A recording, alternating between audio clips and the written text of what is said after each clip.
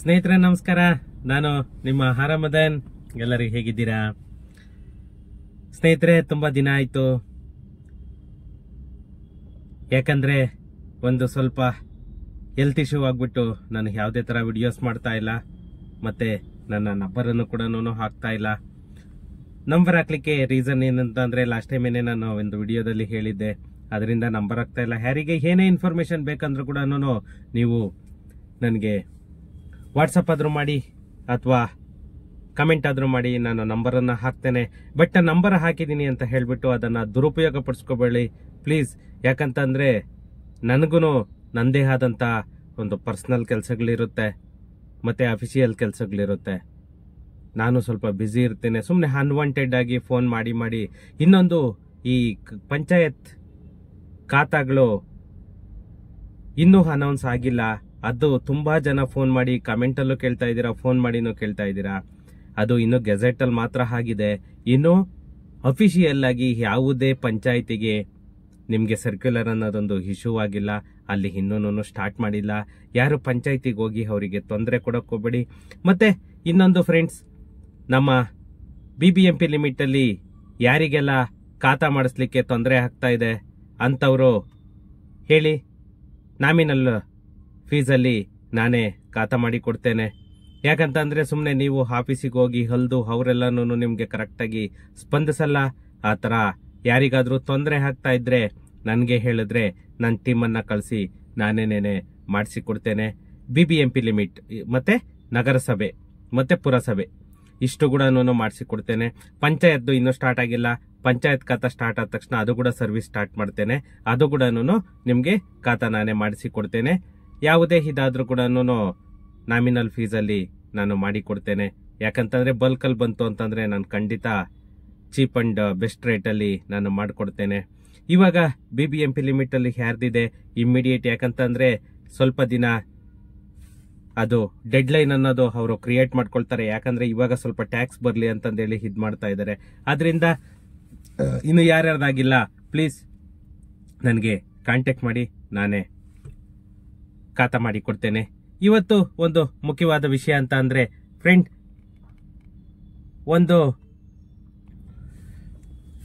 ಇವತ್ತು ಒಂದು ಮುಖ್ಯವಾದ ವಿಷಯ ಅಂತ ಅಂದ್ರೆ ನಮ್ಮ RDPR ಮೊದಲಿಗೆ ಗ್ರಾಮ ಪಂಚಾಯತಿ ಅನ್ನೋದೇನಿತ್ತು ಅದನ್ನೇನೆ ಇವತ್ತು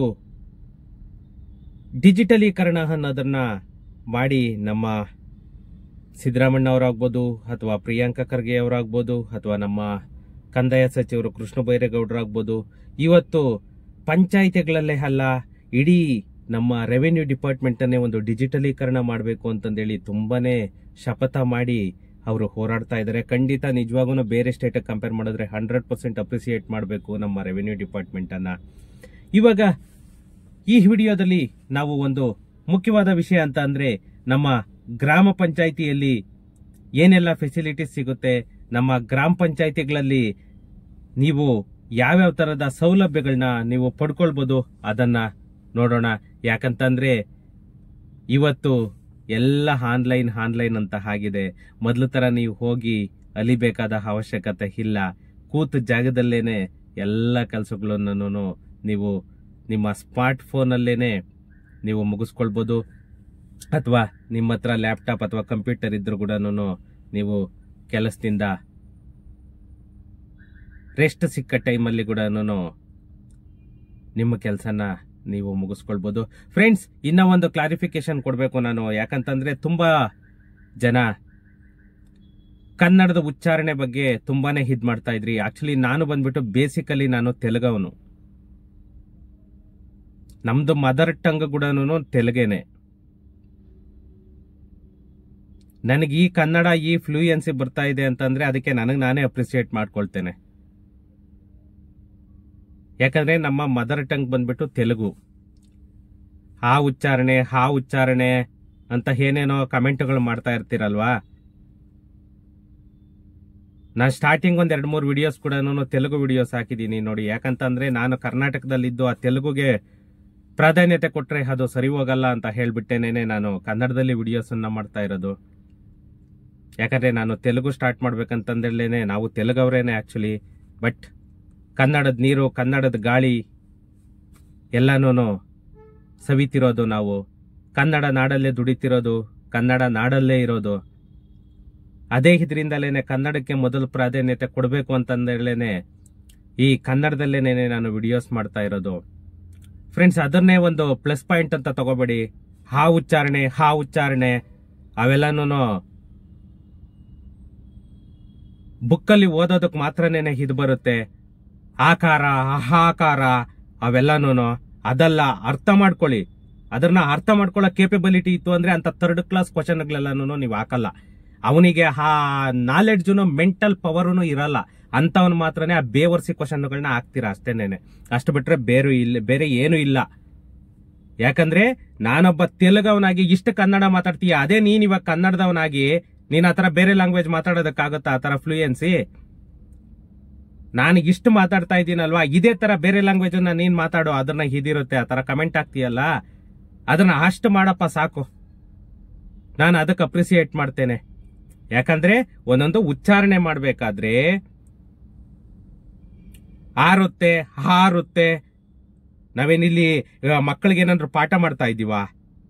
ಆಕಾರ, ಹಾಕಾರ, ಆ ದೀರ್ಘ, ಹಾ ದೀರ್ಘ ಅಂತಂದೇಳಿ ನಾವೇನೋ ಇಲ್ಲೇನೋ ಪಾಠ ಮಾಡ್ಕೊಂಡು ಕೂತಿದೀವ? ಜನಗಳಿಗೆ ಒಂದು ಅವೇರ್ನೆಸ್ ಬರಬೇಕು, ಡಾಕ್ಯುಮೆಂಟೇಶನ್ ಬಗ್ಗೆ ಗೊತ್ತಾಗಬೇಕು, ಜನಗಳಿಗೆ ಇವತ್ತೊಂದು ಸಮಸ್ಯೆ ಬಗ್ಗೆ ಗೊತ್ತಾಗಬೇಕು. ಇವತ್ತು ನಮ್ಮ ಕರ್ನಾಟಕ ಡಿಪಾರ್ಟ್ಮೆಂಟ್ಗಳು ಏನೆಲ್ಲಾನು ಲಂಚಕೋರ್ವ ಕೂತಿದೆ, ಅವುದ್ರ ಬಗ್ಗೆ ಒಂದು ಅವೇರ್ನೆಸ್ ಅನ್ನೋದೊಂದು ಬರಬೇಕು. ಅದನ್ನ ಅವಾಯ್ಡ್ ಮಾಡಿಸ್ಬೇಕು ಅಂತಂದೇಳಿ ನಾವಿಷ್ಟೆಲ್ಲ ಪಣ ತೊಟ್ಟು ಓಡಾಡ್ತಾ ಇರೋದು. ಯಾಕಂತಂದ್ರೆ ನಾವುನು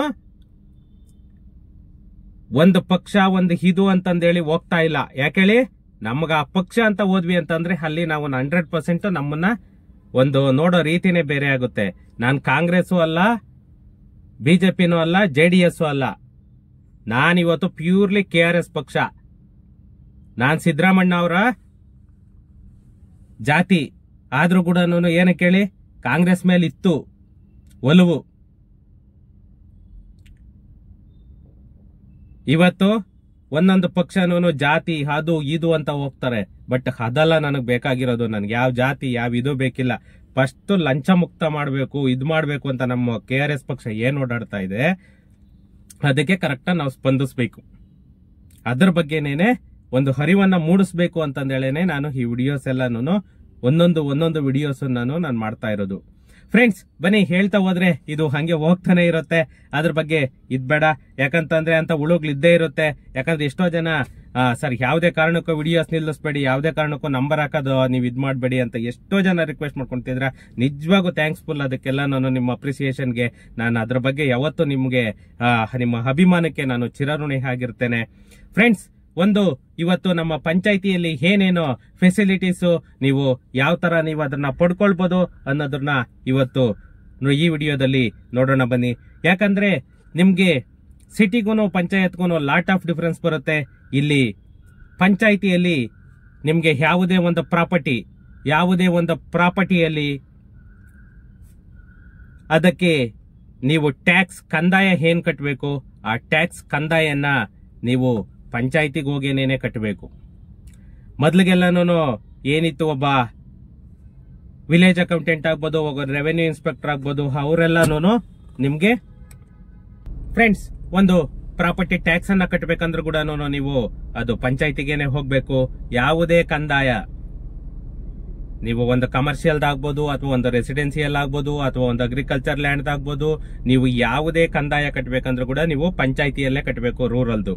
ಸೆಕೆಂಡ್ ಒನ್, ನೀವು ಒಂದು ಕಟ್ಟಡ ಸ್ಟಾರ್ಟ್ ಮಾಡ್ತೀರಾ ಮನೆ ಕಟ್ಟಲಿಕ್ಕೆ. ಆ ಮನೆ ಕಟ್ಟಲಿಕ್ಕೆ ಸ್ಟಾರ್ಟ್ ಮಾಡಬೇಕು ಅಂತ ಅಂದ್ರೆ ಆ ಪ್ಲಾನ್ ಅಪ್ರೂವಲ್ ಅನ್ನ ತಗೊಳ್ಬೇಕು. ಅದು ಕೂಡ ನಿಮ್ಗೆ ಪಂಚಾಯಿತಿಯಲ್ಲೇನೆ ಸಿಗೋದು. ಮತ್ತೆ ಕಮರ್ಷಿಯಲ್ ಕಾಂಪ್ಲೆಕ್ಸ್ ಕಟ್ಟಬೇಕು. ಕಮರ್ಷಿಯಲ್ ಕಾಂಪ್ಲೆಕ್ಸ್ ಕೂಡ ನಿಮ್ಗೆ ಇವತ್ತು ಪಂಚಾಯಿತಿಗೆನೆ ಫುಲ್ ರೈಟ್ಸ್ ಕೊಟ್ಟಿದ್ದಾರೆ. RDPR ರೂರಲ್ ಡೆವಲಪ್ಮೆಂಟ್ ಅಥಾರಿಟಿ ಏನ್ ಬರುತ್ತೆ ನಿಮ್ಗೆ, ಅದಕ್ಕೆ ಮಾತ್ರನೇನೆ ಇದು ಪಂಚಾಯತ್ ಬರೋದು. ಒಂದು ರೆಸಿಡೆನ್ಸಿಯಲ್ ಬಿಲ್ಡಿಂಗ್ ಆಗ್ಬೋದು, ಕಮರ್ಷಿಯಲ್ ಬಿಲ್ಡಿಂಗ್ ಆಗ್ಬೋದು, ಅದರದ ಪ್ಲಾನ್ ಅಪ್ರೂವಲ್ ತಗೊಳ್ಬೇಕು ಅಂತ ಅಂದ್ರೆ ನಿಮ್ಗೆ ಮಸ್ಟ್ ಅಂಡ್ ಶುಡ್ ನೀವು ಪಂಚಾಯಿತಿಯಲ್ಲೇನೆ ನೀವು ತಗೊಳ್ಬೇಕು. ಮತ್ತೆ ಒಂದು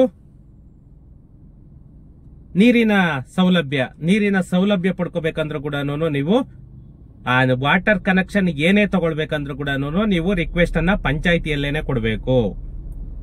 ಮತ್ತೆ ಸೀವೇಜ್ ಎಲ್ಲೇ ಇದಾದ್ರೂ ಕೂಡ ಒಂದು ಸೀವೇಜ್ ಕಲೆಕ್ಷನ್, ಇಲ್ಲಿ ನಮ್ಮ ಬೆಂಗಳೂರಲ್ಲಿ BWSSB ಅಂತ ಏನ್ ಹೇಳ್ತೀವಿ, ಆ ಸೀವೇಜ್ ಕನೆಕ್ಷನ್ ಆಗ್ಬೋದು, ಒಂದು ರಿಪೇರ್ದ್ ಆಗ್ಬೋದು, ಎಲ್ಲ ನೀವು ಪಂಚಾಯಿತಿಗೆನೆ ಕಾಂಟ್ಯಾಕ್ಟ್ ಮಾಡಬೇಕು.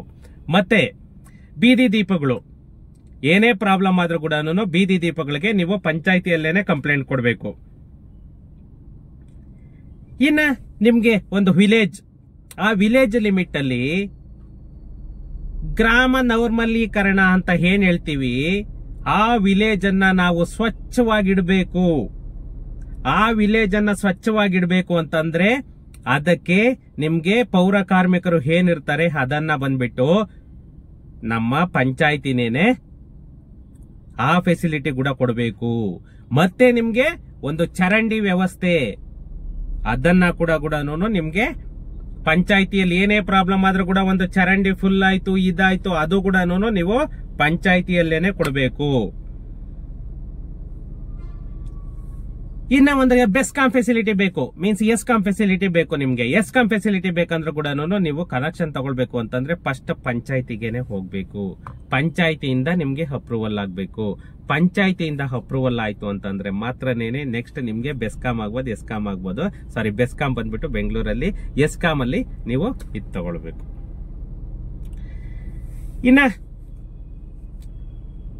ಈ ನಮ್ಮ ಮಹಾತ್ಮ ಗಾಂಧಿ ರಾಷ್ಟ್ರೀಯ ಗ್ರಾಮೀಣ ಉದ್ಯೋಗ ಖಾತರಿ ಯೋಜನೆ ಅನ್ನೋದು ಏನಿದೆ, ಆ ಕಾಮಗಾರಿಯಲ್ಲಿ ನಿಮ್ಗೆ ಲೇಬರ್ ಕಾರ್ಡ್ ಅಂತ ಏನ್ ಕೊಡ್ತಾರೆ, ಯಾವುದೇ ಒಂದು ಲೇಬರ್ ಕಾರ್ಡ್ ಸಿಕ್ಬೇಕಂದ್ರೆ ಕೂಡ ನೀವು ಪಂಚಾಯಿತಿಯಲ್ಲೇ ಮೀಟ್ ಮಾಡಬೇಕು.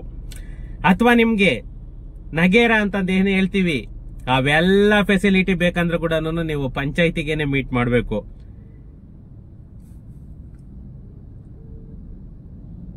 ಇನ್ನ ಮೇಜರ್ ಇದಕ್ಕೆ ಬರೋಣ, ಖಾತೆ. ಯಾವುದೇ ಒಂದು ಪ್ರಾಪರ್ಟಿ, ಯಾವುದೇ ಒಂದು ಆಸ್ತಿ ನಿಮ್ಗೆ ಎ ಖಾತೆ ಆಗ್ಬೋದು, ಬಿ ಖಾತೆ ಆಗ್ಬೋದು, ಖಾತೆ ಮಾಡ್ಕೊಡೋದಕ್ಕೆ ಕೂಡ ನಿಮ್ಗೆ ಪಂಚಾಯಿತಿಯಿಂದಲೇ ಸಾಧ್ಯ. ಹಳ್ಳಿಗಳ ಕಡೆ ಎಷ್ಟೋ ಜನಗಳಿಗೆ ನಾವ್ ಎಲ್ಲಿ ಹೋಗ್ಬೇಕು, ಏನ್ ಮಾಡ್ಬೇಕು ಅಂತ ಖಂಡಿತ ಗೊತ್ತಿರಲ್ಲ.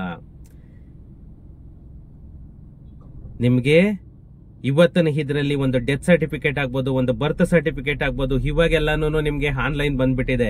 ಅಲ್ಲಿ ಇದು ಮಾಡಿದ್ರೆ ಸಾಕು, ನಿಮ್ಗೆ ಅಂಗನವಾಡಿಯಿಂದ ನಿಮ್ಗೆ ಅಲ್ಲಿ ಪಂಚಾಯಿತಿಗೆ ಕಳಿಸ್ಬಿಡ್ತಾರೆ. ಪಂಚಾಯಿತಿಯಿಂದ ನಿಮ್ಗೆ ಎಲ್ಲಿ ಏನು ಅಂತಂದೇಳಿ ವೆರಿಫಿಕೇಶನ್ ಆಗಿ ನಿಮ್ಗೆ ಒಂದು ಡೆತ್ ಸರ್ಟಿಫಿಕೇಟ್ ಆಗ್ಲಿ ಅಥವಾ ಒಂದು ಬರ್ತ್ ಸರ್ಟಿಫಿಕೇಟ್ ಆಗ್ಲಿ ನಿಮ್ಗೆ ಅಲ್ಲಿಂದ ಇಶ್ಯೂಸ್ ಆಗುತ್ತೆ. ಈ ತರ ನಮ್ಗೆ ಪಂಚಾಯಿತಿಯಲ್ಲಿ ಸಿಗೋ ಫೆಸಿಲಿಟಿ ತುಂಬಾನೇ ಇದೆ. ಯಾಕಂದ್ರೆ ಯಾವುದೇ ಒಂದು ಪಂಚಾಯಿತಿ ಆಗ್ಬೋದು, ಆ ಪಂಚಾಯಿತಿಯಲ್ಲಿ ಸುಮಾರು ನಿಮ್ಗೆ ಫೆಸಿಲಿಟೀಸ್ ಇರುತ್ತೆ. ಯಾರು ಅದನ್ನ ಯುಟಿಲೈಸ್ ಮಾಡ್ಕೊಳ್ಳಲ್ಲ, ಗೊತ್ತಿರಲ್ಲ. ಈಸಿಯಾಗಿ ಮಾಡೋ ಅಂತ ಕೆಲ್ಸಗಳವೆಲ್ಲಾನು ಆದ್ರೂ ಪೆಂಡಿಂಗ್ ಅಲ್ಲಿ ಇಟ್ಟಿರ್ತೀರಾ. ಒಂದು ಕಂದಾಯ ಕಟ್ಟೋದಾಗ್ಬೋದು, ಒಂದು ಖಾತೆ ಮಾಡಿಸ್ಕೊಳ್ಳೋದಾಗ್ಬೋದು, ನಿಮ್ಗೆ ಅವೆಲ್ಲಾನು ಫಸ್ಟ್ ಪಂಚಾಯಿತಿಯಿಂದಲೇ ಆಗಬೇಕು. ಯಾಕಂದ್ರೆ ಯಾವುದೇ ಒಂದು ಪಂಚಾಯಿತಿಯಲ್ಲಿ ಮಾತ್ರನೇ RI, VA, PDO ಎಲ್ಲಾ ಸಿಕ್ಕಬೇಕು ಅಂದ್ರೆ ನಿಮಗೆ ಪಂಚಾಯಿತಿಯಲ್ಲೇನೆ. ಪ್ರತಿಯೊಂದು ಕೆಲಸನೂ ನಿಮ್ಗೆ ಪಂಚಾಯಿತಿ ಲಿಮಿಟ್ ಅಲ್ಲಿ ನಿಮ್ಗೆ ಆಗ್ಬೇಕು ಅಂತ ಅಂದ್ರೆ VA, RI, village accountant, revenue inspector ಮತ್ತೆ PDO ಈ 3 ಜನದಿಂದ ಮಾತ್ರನೇನೆ ಸಾಧ್ಯ. ನಿಮ್ಗೆ ಯಾವುದೇ ಒಬ್ಬ PDO ಕರೆಕ್ಟ್ ಆಗಿ ಸ್ಪಂದಿಸಿಲ್ಲ ಅಂತಂದ್ರೆ ಫ್ರೆಂಡ್ಸ್, ಅಲ್ಲೇನೇನೆ ನೀವು ನಿಲೆ ಹಾಕಿ ಕೇಳಿ. ಯಾಕಂತಂದ್ರೆ ಅವರಿಗೆ ಕರ್ನಾಟಕ ಸರ್ಕಾರ ಫುಲ್ ರೈಟ್ಸ್ ಕೊಟ್ಟಿದೆ. ಏನೇ ಬೇಕಂದ್ರು, ಒಂದು ಪ್ಲಾನ್ ಅಪ್ರೂವಲ್ ಬೇಕಾದ್ರೂ ಕೂಡ, ಒಂದು ಕರೆಂಟ್ ಇದು ಲೈನ್ ಬೇಕಂದ್ರು, ಒಂದು ವಾಟರ್ ಲೈನ್ ಬೇಕಂದ್ರು ಕೂಡ, ಅಥವಾ ಒಂದು ಚರಂಡಿ ವ್ಯವಸ್ಥೆ ಏನಾದ್ರೂ ಹಾಳಾಗಿದ್ರು ಕೂಡ ಪ್ರತಿಯೊಂದು ಫೆಸಿಲಿಟಿ ಕೂಡ ನಿಮ್ಗೆ ಪಂಚಾಯಿತಿಯಿಂದ ಸಿಗುತ್ತೆ. ನೀವು ಆ ಪಂಚಾಯಿತಿ PDOನ್ನೇನೆ ನೀವು ಮೀಟ್ ಮಾಡಬೇಕು. ಅಲ್ಲಿ ಅವರು ಏನಾದ್ರೂ ಕರೆಕ್ಟ್ ಆಗಿ ಸ್ಪಂದಿಸಿಲ್ಲ ಅಂತಂದ್ರೆ ಯಾವ ಪಂಚಾಯಿತಿ ಏನು ಅಂತ ಹೇಳಿ ಅದನ್ನ ಬೇಕಾದ್ರೆ ಮಾತಾಡೋಣ. ಇವಾಗ ಲಾಸ್ಟ್ ಒಂದು 1 ವೀಕ್ ಬ್ಯಾಕ್ ಸುಮಾರು ಒಬ್ಬ ರೋಡ್ ಕಾಂಟ್ರಾಕ್ಟರ್, ಇಲ್ಲಿ ಚಿತ್ರದುರ್ಗ ಡಿಸ್ಟಿಕ್ ಅಲ್ಲಿ ಒಬ್ಬ ರೋಡ್ ಕಾಂಟ್ರಾಕ್ಟರ್ ಸ್ಮಶಾನದಲ್ಲಿ ಎಲ್ಲ ಸಮಾಧಿಗಳನ್ನೆಲ್ಲ ಕೆಡವಿ ಅಲ್ಲಿಂದ ಮಣ್ಣನ್ನ ತಗೊಂಡು ರೋಡ್ ಹೊಡಿತಾ ಇದ್ದ. ಖುದ್ದು ನಾನೇ ಹೋಗಿ ಅಲ್ಲಿ PDOಗೆಲ್ಲಾನು ಕರೆಸಿ ಎಲ್ಲ ಇದ್ ಮಾಡಿ ನಾನೇ ನಿಲ್ಸಿಸಿ ಬಂದೆ. ಆತರ ಏನಾದ್ರೂ ಆಗ್ಬೇಕು ಅಂತ ಅಂದ್ರೆ ನಾನ್ ಟೈಮ್ ಇತ್ತು ಅಂತಂದ್ರೆ ಖಂಡಿತ ನಾನೇ ಹೋಗ್ತೇನೆ, ಇಲ್ಲ ಅಂತಂದ್ರೆ ನಮ್ ಟೀಮ್ ಅನ್ನ ಕಳಿಸಿ ನಾನು ಅಲ್ಲಿ ಪ್ರಾಬ್ಲಮ್ ಅನ್ನ ಸಾರ್ಟ್ ಔಟ್ ಮಾಡ್ಲಿಕ್ಕೆ ಟ್ರೈ ಮಾಡ್ತೇನೆ. ಫ್ರೆಂಡ್ಸ್, ಏನಾದ್ರೂ ಡೌಟ್ಸ್ ಇತ್ತು ಅಂತಂದ್ರೆ ನನಗೆ ಕಮೆಂಟ್ ಮಾಡಿ, ನಾನು ಅದಕ್ಕೆ ಖಂಡಿತ ರಿಪ್ಲೈ ಮಾಡ್ತೀನಿ. ಆತರ ಏನಾದ್ರೂ ಜಾಸ್ತಿ ಡೀಟೇಲ್ಸ್ ಬೇಕು ಅಂತಂದ್ರೆ ನನಗೆ ನನ್ನ ಮೊಬೈಲ್ ನಂಬರ್ ಹಾಕಿರ್ತೇನೆ, ಅದಕ್ಕೆ ನೀವು ವಾಟ್ಸ್ಆಪ್ ಮಾಡಿ, ನಾನು ಅದಕ್ಕೆ ರಿಪ್ಲೈ ಮಾಡ್ತೀನಿ. ಓಕೆ, ಸಿಗೋಣ ನೆಕ್ಸ್ಟ್ ವಿಡಿಯೋದಲ್ಲಿ. Thank you.